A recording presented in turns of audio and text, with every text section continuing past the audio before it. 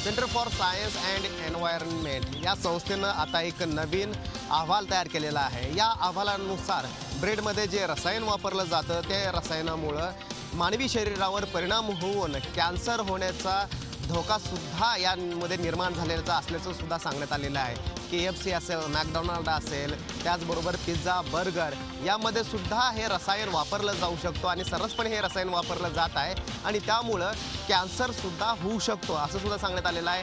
हा अहवाल त्यांनी केंद्र सरकारकडे सुद्धा कळवण्यात आलेला आहे आणि त्यानुसार आता केंद्र सरकारनं सुद्धा दखल घेतलेली आहे आणि हे रसायन बंद करण्यासाठी आता पावलं उचलले जात आहेत।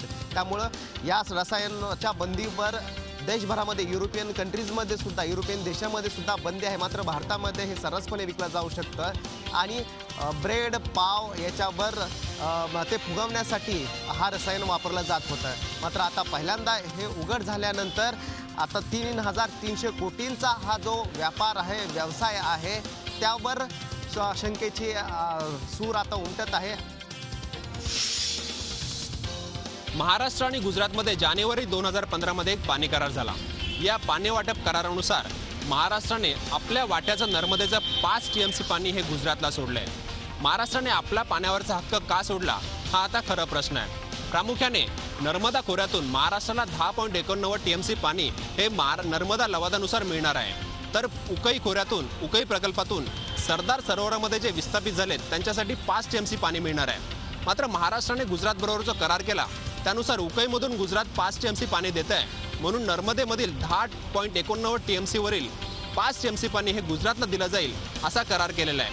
हा करार होऊ नये यासाठी यापूर्वी सरकारने अनेकदा प्रयत्न केले होते, परंतु राज्यात सरकार बदललं आणि गुजरातने संधी साधली असं म्हणावं लागेल आणि महाराष्ट्राचा 5 TMC पाण्याचा हक्क कायमचा गेला। पाणी ही कोणाची खाजगी संपत्ती असू शकत नाही। पाण्यावर कोणीही आपला अधिकार दाखवू शकत नाही। विशेष करून ज्या खाजगी कंपन्या आपली धरणे आणि तलावं ज्यावरती आपला हक्क गाजवत आहेत ते पाणी सर्वसामान्यांकरता उपलब्ध करून द्यावं असे आदेश मुंबई उच्च न्यायालयाने दिलेले आहेत। जलतज्ञ हिरालाल देसरडा यांनी दाखल केलेल्या याचिकेवर मुंबई उच्च न्यायालयाने आदेश दिलेले आहेत। त्याचबरोबर दुष्काळी भागांमध्ये जे बांधकामं सुरू आहेत ते बांधकामं तात्काळ थांबून त्यांना कोणत्याही प्रकारचं पाणी पुरवू नये आणि त्याच पद्धतीनं कत्तलखान्यामध्ये देखील कोणत्याही प्रकारचं पाणी पुरवू नये असे आदेश आज मुंबई उच्च न्यायालयाने दिलेले आहेत। नीट संदर्भाचा अध्यादेश निघणार का नाही या संदर्भाची शंका कुशंका आता संपलेल्या आहेत। राष्ट्रपतींनी नीटच्या अध्यादेशासंदर्भात स्वाक्षरी केलेली आहे आणि हा अध्यादेश आजपासून लागू करण्यात आलेला आहे। 6 आठवड्यापर्यंत हा अध्यादेश कायम राखला जाणार आहे।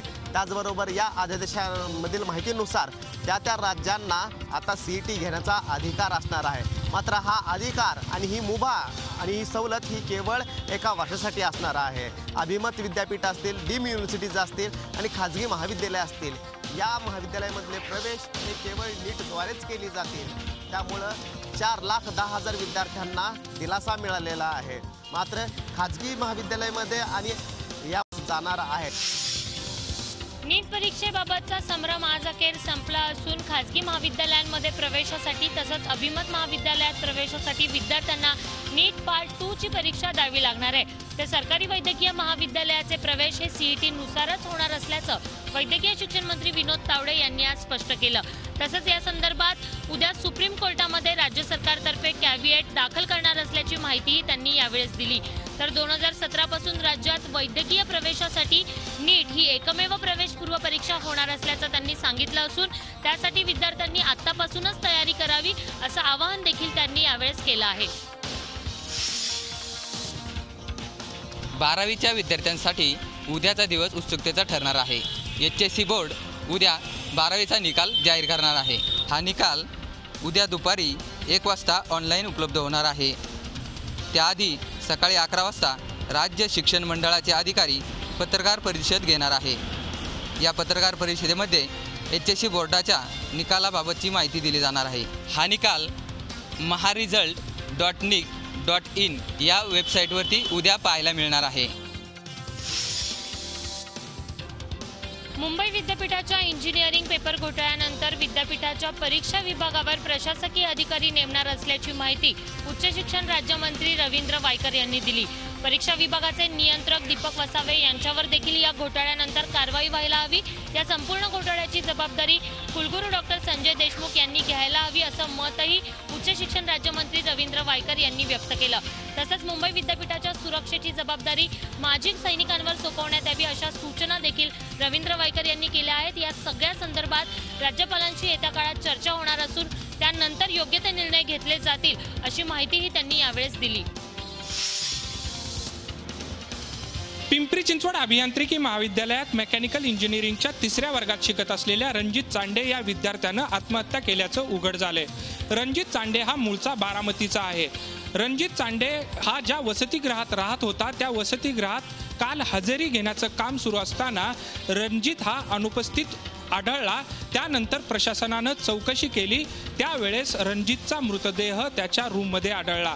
या प्रकरणी देहू रोड पोलीस अधिक तपास करत आहेत। रणजितनं आत्महत्या का केली याचं नेमकं कारण स्पष्ट झालं नसलं तरी रणजितला सहकारी विद्यार्थ्यांकडून त्रास होता, त्यामुळेच त्यानं आत्महत्या केली असा आरोप त्याच्या कुटुंबियांनी केलाय। दानदुप्पट योजनेचा आमिष दाखवून गुंतवणूकदारांची फसवणूक झाल्याचे प्रकार नाशिकमध्ये अनेक उघडकीस आलेले आहेत। मात्र आता सुशिक्षित बेरोजगारांची देखील फसवणूक नाशिक शहरात होऊ लागलेली आहे। शिक्षक पदाच्या नोकरीसाठी स्थानिक वृत्तपत्रामध्ये जाहिरात देऊन बेरोजगारांना हजारो लाखो रुपयांचा गंडा घातल्याचा प्रकार नाशिक शहरात उघडकीस आलेला आहे। काल एक घटना घडली, 2 वर्षापूर्वीच अशीच एक घटना नाशिकमध्ये घडलेली होती। त्यामुळे या प्रकरणी आता अंबड पोलीस ठाण्यामध्ये गुन्हा दाखल करण्यात आला असून ज्या संस्थेच्या नावाने फसवणूक करण्यात आलेली आहे, मुळात ती संस्था खरी आहे का, त्या संस्थेचा आणि ताब्यात घेतलेल्या भामट्यांचा काही संबंध आहे का, याबाबतीत आता तपास सुरू झाला आहे। चंद्रपूर जिल्ह्यात दारूबंदी लागू झाल्यानंतर याचा काय फायदा झाला, किंबहुनाचे काय परिणाम झाले, याचा अभ्यास आता राज्य महिला आयोग करणार आहे। एकूणच या घटनेची अंमलबजावणी झाल्यानंतर येथील महिलांना होणारा त्रास कमी झाला का, किंवा यासंबंधीचे अजून काय काय विषय आहेत, सर्व विषयांवर समग्र अभ्यास करून संपूर्ण राज्यात दारूबंदी लागू करता येणं शक्य आहे का, यासंबंधीचा अभ्यास देखील राज्य महिला आयोग करणार आहे। राज्य सरकारने चंद्रपूरला दारूबंदी लागू केल्यानंतर बिहार राज्यामध्ये आणि त्यापाठोपाठ तामिळनाडूमध्ये देखील काही प्रमाणात दारूबंदी लागू झाली आहे। त्यामुळे आता महाराष्ट्रात देखील ही बंदी लागू व्हावी अशी मागणी आता पुढे येत असल्याने राज्य महिला यासंबंधीचा काय अहवाल देते याकडे आता सर्वांचं लक्ष लागलं आहे। म्हाडाच्या घरांसाठी उत्पन्न मर्यादा आता वाढवण्यात आली आहे। येत्या 2 दिवसात शासन याबाबत निर्णय घेणार आहे। पुढच्या महिन्यात होणाऱ्या लॉटरीसाठी ही मर्यादा घालण्यात आली आहे। अत्यल्प उत्पन्न गट, अल्प उत्पन्न, मध्यम आणि उच्च मध्यम उत्पन्न गटांसाठीच्या मर्यादेत ही वाढ करण्यात आली आहे। मध्यम उत्पन्न गटाची मासिक मर्यादा सध्या 40,000 ते 70,000 आहे, ती 25 ते 40,000 इतकी राहणार आहे। तर उच्च मध्यम वर्गासाठी किमान मासिक 75,000 रुपये इतकी असणार आहे। मुंबईच्या सुधारित प्रस्तावित विकास आराखड्यावरून पुन्हा एकदा राजकीय राडा सुरू झाला आहे। मुंबईतल्या मोकळ्या जागांवर पंतप्रधान नरेंद्र मोदींचे स्वप्न असणारी परवडणाऱ्या घरांची योजना राबवण्यास शिवसेनेनं विरोध केला आहे। NDZ म्हणजेच ना विकास क्षेत्र, मिठागरांच्या जमिनी आणि आरे वसाहतीतील ग्रीन बेल्टवर बांधकाम करण्यास शिवसेनेनं विरोध केला आहे। तसंच व्यावसायिक इमारतींप्रमाणे जुन्या रहिवाशांच्या इमारतींनाही 5 FSI देण्याची मागणी शिवसेनेनं केली आहे। कप परेड इथं समुद्रात भर करून 300 एकर जमिनीवर सेंट्रल पार्क उभा करण्याऐवजी रेसकोर्सवर सेंट्रल पार्क तयार करण्याची सूचना शिवसेनेनं केली आहे। या मागण्या मान्य न केल्यास सभागृहात DP मंजूर केला जाणार नसल्याचा इशारा शिवसेनेनं दिला आहे। नाशिक शहरातील गुन्हेगारी आता पोलिसांच्या आटोक्याबाहेर जाऊ लागलेली आहे। पोलिसांचं वाढत्या गुन्हेगारीवर नियंत्रण कुठल्याच प्रकारचं दिसून येत नाहीये। त्यामुळेच नाशिक शहरात काल रात्री पुन्हा एका खुनाची घटना घडलेली आहे। गेल्या 15 ते 20 दिवसामध्ये नाशिक शहरात 5 खुनाच्या घटना घडल्या आहेत, तर 5 महिन्यामध्ये खुनाचा हा आकडा 22च्या वर जाऊन पोहोचलेला आहे। शहरात खुनाच्या घटनांबरोबरच घरफोडी, सोनसाखळी चोरी असे प्रकारही दिवसाढवळ्या घडत आहेत। मात्र पोलिसांचा या कुठल्याच घटनेवर अंकुश राहिलेला नाहीये। गुंडांच्या छेडछाडीला कंटाळून एका विद्यार्थिनीने आत्महत्या केल्याची खळबळजनक घटना नागपूर जिल्ह्यातल्या कामठी इथे घडली होती। या प्रकरणानंतर बराच गदारोळ झाला आणि या प्रकरणातला आरोपींना पोलिसांनी अटक केली। पण त्या संपूर्ण प्रकरणाची सुनावणी जलदगती न्यायालयात करण्याचा आदेश राज्य महिला आयोगाने दिला आहे। इतकंच नव्हे, यासारख्या प्रकरणात पोलिसांनी संवेदनशीलता दाखवावी अशी देखील अपेक्षा व्यक्त केली आहे। त्यामुळे या प्रकरणातल्या त्या मृत मुलीला न्याय मिळेल अशी अपेक्षा तर व्यक्त केली जाते आणि सोबतच यामुळे यासारख्या घटनांना आळा बसेल अशी देखील अपेक्षा व्यक्त केली जाते. आसाममध्ये भाजपाचे पहिले मुख्यमंत्री म्हणून सर्बानंद सोनोवाल यांनी एका भव्य समारंभात आज मुख्यमंत्री पदाची शपथ घेतली. एकूण 126 जागांच्या आसाम विधानसभेत भाजप आणि मित्र पक्षाचे तब्बल 86 आमदार निवडून आले आहेत. त्यामुळं अभूतपूर्व बहुमतानं निवडून आलेल्या सरकारच्या शपथविधीला भाजपाचे देशातील सगळे बडे नेते आवर्जून उपस्थित होते. देशाचे पंतप्रधान नरेंद्र मोदींपासून लालकृष्ण अडवाणी, राष्ट्रीय अध्यक्ष अमित शहा, केंद्रीय मंत्री नितीन गडकरी, अनंतकुमार, सुरेश प्रभू यांची मंचावर उपस्थिती दिसली. त्याचप्रमाणे भाजप शासित आणि NDA शासित राज्यांचे मुख्यमंत्री यावेळी आवर्जून उपस्थित होते. या शपथविधीसाठी महाराष्ट्राचे मुख्यमंत्री देवेंद्र फडणवीस यांच्यासह गोवा, पंजाब आणि हरियाणाचे मुख्यमंत्रीही यावेळी उपस्थित होते. गोवा विधानसभा निवडणूक शिवसेना पूर्ण ताकदीनिशी लढणार आहे. याचा प्रत्यय गोव्याची राजधानी असलेल्या पणजीत जागोजागी लागलेल्या होर्डिंग्सच्या माध्यमातून येतो आहे. शिवसेनेनं होर्डिंग्सवर घोषवाक्यातून मित्र पक्ष आणि सत्ताधारी भाजपला उघड आव्हान दिलंय. विधानसभा निवडणुकीला अजून काही महिने शिल्लक आहेत, पण शिवसेनेने आत्तापासूनच वातावरण तापवण्यास सुरुवात केली आहे. गोव्यात मोठ्या प्रमाणात मराठी मतदार आहेत. अनेक मतदारसंघांमध्ये मराठी मते निर्णायक आहेत. त्यामुळे शिवसेनेने पहिल्यांदा या वोट बँकेचं महत्त्व लक्षात घेत गांभीर्याने गोव्याच्या भूमीत पाय रोवण्याचा निर्णय घेतलाय. शिवसेनेने लावलेल्या होर्डिंगवर दिवंगत शिवसेना प्रमुख बाळासाहेब ठाकरे आणि शिवसेना पक्षप्रमुख उद्धव ठाकरे यांचे भले मोठे फोटो लावण्यात आले. होर्डिंगच्या माध्यमातून सत्ताधारी भाजपला लक्ष्य करण्यात आले. गोव्यात भाजपचा चेहरा असलेल्या मनोहर पर्रीकर यांना केंद्रात मंत्रिपदावर नेण्यात आले. त्यामुळे पर्रीकरांनंतर मुख्यमंत्रीपदी वर्णी लागलेल्या लक्ष्मीकांत पार्सेकरांवर शिवसेनेच्या आव्हानाला उत्तर देण्याची जबाबदारी आहे.